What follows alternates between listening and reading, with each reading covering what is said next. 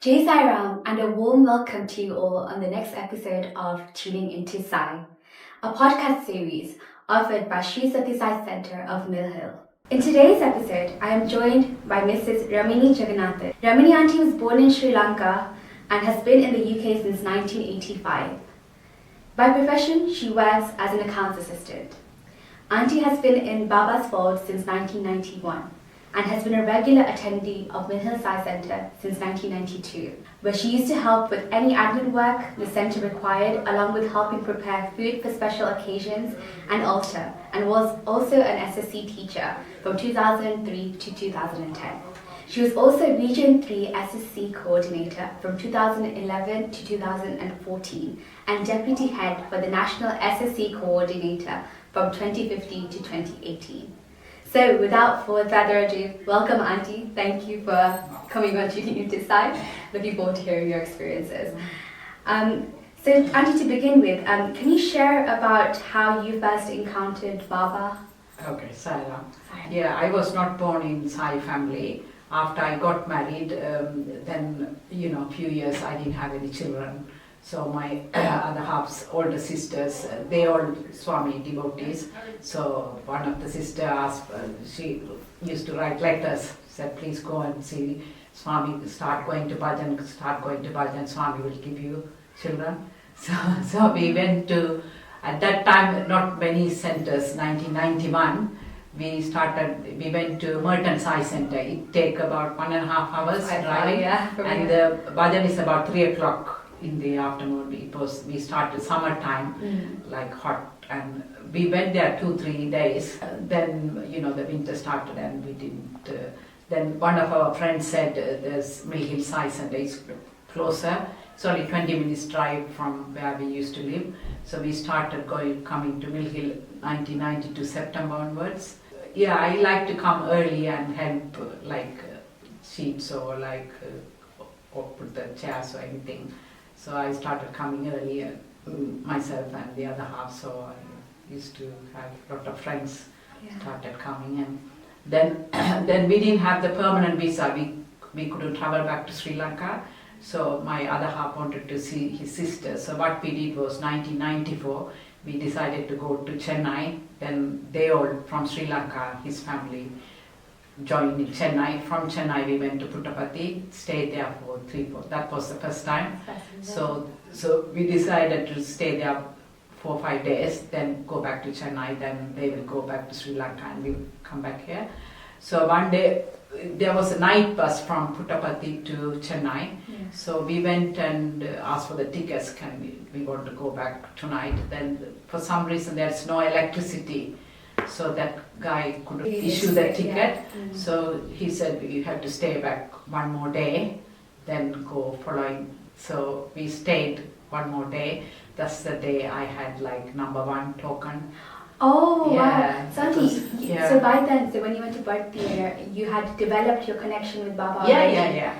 Before that, I started reading Swami's books and coming to the bhajans and all. I started developing and so it was really connection.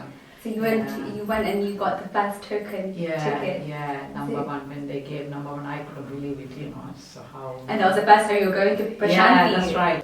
Happened to get number 1 token. Then when Swami was walking, I had a chance to touch Swami's feet. Wow. It was really emotional, like 1 second or 1 minute, then, So it was an amazing experience, It's like once in a lifetime, not many will get. I know, and it was the first time you went there and you got that chance. And one day Swami was throwing a lot of chocolates, he blessed and threw it. I was quite far away, a lot of people were trying to jump and catch the chocolate. I knew I won't get it, so I was just sitting there. When the darshan finished, everybody was getting up. Then I found one underneath my sari. Oh, how did I get that? Oh, we wanted you to have one. Yeah. I used to read lots and lots of books, Swami's books, when I drop my children at school and waiting in the car or when they go for somewhere. So I used to read lots and lots of Swami's books and other people's experience, and that helped you develop connection and understand his teachings more as well. Auntie, not many people that may be listening today would have seen Baba in his physical form. Yeah. So this is the first time you're going to Parthi and you got Padma Namaskar. How was that? First of all, how was that experience seeing him and then getting to that point where he was approaching you and to touch his feet? That's right. Could you take us through what was that feeling and what was it like seeing him? It was really emotional. Very first day I started crying when Swami started walking towards the end. I was crying and crying, very emotional. Yeah. How did he look? Was he he orange was robe? talking to orange robe and talking to all the devotees and collecting letters and it was so nice. Yeah. Because at that time they didn't have this hall. We had to sit on the sand, so it's like a hot sun, like 2 o'clock, 3 o'clock afternoon darshan. This hall was, I think they built 1997, 98. That's right, Amazing experience. Do you have any other experiences that you would like to share about, either dreams or whether after we went to Swami Puttapati 1994, I had 2 girls, twins were born 1995 July time. It's like Swami's blessings. That was after the first time after the first time we visited. Oh. Yeah. And you said that your sister-in-laws had said you would write a letter. Did you manage to give him that letter then? Or? No, I didn't. I used to write letters and give it to other devotees, so there's a box we can put it. That was like a big miracle that happened. Yeah. I developed through books and listening to bhajans. And other people experience how, Then I wanted my daughters to start Balvikas. So they were born in July, they will take children only at the age of 4. So they were born in July. July they start holidays. So they will say come back in September. So I went and asked the nursery teacher somewhere in June time. They are nearly 4 years old. Come. So I used to sit with them and help the nursery class. They studied 1999 until they were 17, 18. They were in the Balvikas. I used to come to the center quite early and do anything. Help that makes me happy. I have done a little bit of Swami's work or anything. Any cooking or any decoration or put the flowers in the vase or sheets or chairs or anything. Any help. It's really lovely. You've had a lot of experiences as a Balvikas teacher. You've not only just helped in Mill Hill, but you've taken the Region 3 role and helped with the Deputy National Coordinator. How was that experience for you being so involved with SSE and doing it in different parts of the organization? How was that experience? Because I think I learned a lot from other devotees and the children as well. So once I was driving and there were a lot of other children. Sometimes after Balvikas, other parents say, can you drop my children? So the car was full, 5 or 6 children in my car and I was driving. And suddenly there was an elderly person in the middle of the road to cross the road. I didn't actually see until I was near. I didn't stop the car. One child started crying, if it is Swami standing in the middle of the road, will you just drive without stopping the car? 6-year-old child was telling me. See, so I used to learn a lot of things from the children and other devotees. And the other day there was a 14-year-old girl. There was a bhajan at somebody's house. Then I told her, would you like to tidy up your room? And because it's bhajan at your house, Swami is coming today. Then she said, isn't Swami already living with us? Things like that. Because sometimes we say things without thinking. So I learned a lot from Balvikas children. They teach me. Children are very curious and the answers they give are so profound, like he just explained. And you're right, until they do teach you. Because they are little, we think, They don't know. But they know more than anybody. Because they have been through Balvikas and everything. They say the children are the purest form of God. So you see that and you learn how to learn from each other and it's a kind of experience. So Auntie, which key teachings of Baba has helped you most in life? mainly all like love and all, you know, Love. Swami said need to be affectionate to everybody and things like that. You know, even if you see an elderly person or anybody, treat as your own mother, own father, you know. You know, Seva, I used to help, they used to cook homeless in Finchley. Sometimes I make soup and things like that and go there and serve. They used to have a building, then they 2010, 2011, they need to vacate the building. So, yeah, all kind of things, yeah. Even little things, if somebody is walking, open the door, or like, even like at the office, there is one printer, they print. People are so too lazy to walk up to the printer and take the print out. So things like that, or making cup of tea or anything, you know. My boss used to be quite elderly person, 90 odd years. So anytime he want water or tea or anything, I just quickly run and anything, anybody want anything, I just, you know, I that makes me happy. Like things I manage to do a little bit of help, you know. So actually we are helping ourselves, like, you know, instead of thinking becoming we are helping, better people. Better people.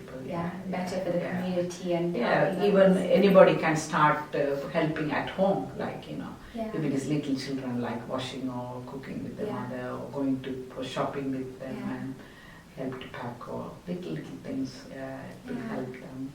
It's actually really nice because sometimes we think that we need to do something big to help and we forget that, you know, sometimes the little things that we do that, you know, can have a big impact on someone else's life. And that's what the meaning of life is as a human. Even sometimes elderly people difficult to cross the road on their own, things like that, or carry their shopping or any little help. And it keeps you connected to him because you're thinking about. So many books I have read, like Swami say he comes in any form, you know, so it could be, always think that Swami standing in front of us. So, that's beautiful.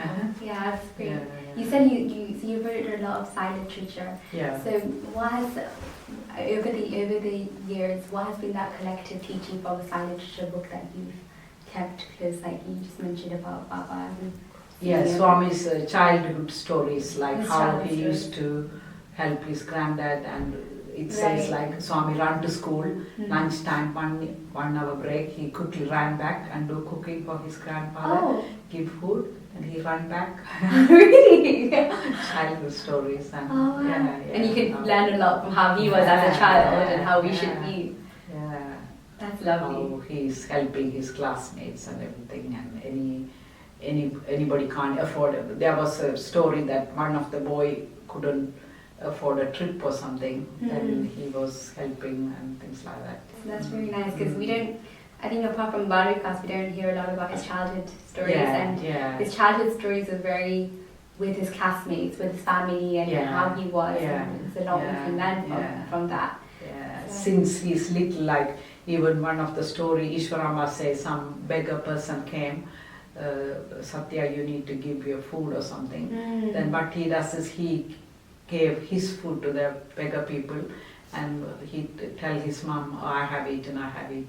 You know, things like that. He sacrificed his food. Things like that. We are learning a lot by reading his experience and his childhood stories. I wanted to ask you a few questions about Mill Hill Sai Centre. If you can please share about when you joined Mill. I know you touched on this, and maybe one of your most fondest memories at the centre. So you've been here since 1992. What has been one of your favourite memories from being at the centre? Favourite memories is like my daughter started coming to Balikas and they learned singing and harmonium, and so very first time when they started singing at the age of 5, Jivana started singing. Oh really? Wow! Then Janaki also, sometimes I put both of them together, like Akanda Bhajan sing together. It was really touchy and emotional. Once Jivana was singing a bhajan, the flower fell from Swami's. So that's amazing. She was 8 or 9 years old, long time ago. Even last Sunday I was thinking, because now Jivana moved to Northern Ireland. So last Sunday there was lovely bhajans, you know. So I was thinking, I wish Jivana is here for singing, you know, for Swami. Then when I went home, she was messaging, they found a Sai Centre in Dublin. Oh wow! Once a month. Then she visited last Sunday. Oh. So last Sunday, and it's only 20 people, so everybody need to sing. So she said she writes 2 bhajans. That's amazing. I was thinking only Sunday here at the bhajan when I was, sometimes all you need to do just think, then Swami just send you a message. You know, I've noticed that when I've like in my daily life, I've said to my family about this, that when I just have a passing thought, and it's not like I'm not thinking I'm praying to him. I just have a passing thought that, oh, that would be nice. Nice, yeah. And it would just be that, and it's just like a passing cloud. That's right. And suddenly that just happens, and suddenly something happens, and I'm just like, wait, you were listening. That's right, yeah. Even their birthday is 7th of July. Yeah. So I was thinking of this year, shall we do a puja or shall we do a bhajan or what shall we do? Then few days later I received a date, 6th of July, that's Birmingham, the Homa. One day before their birthday, things like that, yeah. Things just work out. Work out on its own. We don't even have to do anything. I'm going to move on to the last couple of questions. As you know, many young adults across the global Sai organization are navigating big moments in their life, be it graduation, getting married, having children, changing jobs. What is one message that you have for these young adults that can help them keep Bhagwan close to their lives during these big moments, big milestones in their life? Yeah, they need to hold on in a different form. Some are singers, they can sing bhajans, or they can, if it is Bal Vikas teacher, they can teach, or, then they should be in the Swami's fold, then that will help them move forward. Yeah. Yeah, even reading books at home, if they can't come over here, they can read the books. Yeah, I was actually going to ask you, like, what if they can't make it to the centre, reading books, Sai literature, or even listening. Auntie, any other experiences that come to mind? My sister-in-law is Catholic, and before my daughters were born, like 1994, November time, like she had a dream that Swami is giving her a little baby, and so she was amazed, like she knew that she's not going to have, she's quite elderly, so she was quickly rang and told us. Then the following day, Sai devotees were taking prasadam to her, so saying yesterday was Swami's birthday. She didn't even know it was Swami's birthday, so she had a dream. Yeah, it was an amazing experience. Then once we used to live in a place called Carpenter's Park, then we moved to Watford. Then the school admission all gone in Watford, so still I had to travel from here to Carpenter's Park 2 years. Then we put the appeal and everything, and I used to chant Gayatri Mantra. Then suddenly there was a knock on the door. The lady, Cassiopary School admin came and said they got the place. Oh, so straight to your door to give appeal, please. I know, because when we applied they said it's full, but by the time they come to year 3, things like that. I was just praying doing Gayatri Mandaram and chanting, and I was just praying it would be nice if they get a place here to experience. It's the little things in life, isn't it? Like how things just fall into I think place. Swami is listening to us, like every time we ask a question or think it will be nice if this happened, suddenly it happened. Yeah, very nice. Yeah, that's true. He does listen, and I know that whenever I've spoken to him, and he is listening. Yeah. Auntie, how would you describe your relationship with Bhagwan from when you first encountered him to now, over the years? Once somebody was shouting at me, then I was a bit sad, like why they have to shout? I haven't done anything wrong, so why they have to shout at me? And I was reading Summer Showers, that page, it says if somebody is shouting at you, it's not your fault, keep on smiling, that will make them happy. Yeah. Shouting at somebody, make them happy. The same day, I was just reading a book, it came, I was, things like that, Swami answered through the books. Your books. Yeah. He knows you'll be reading it.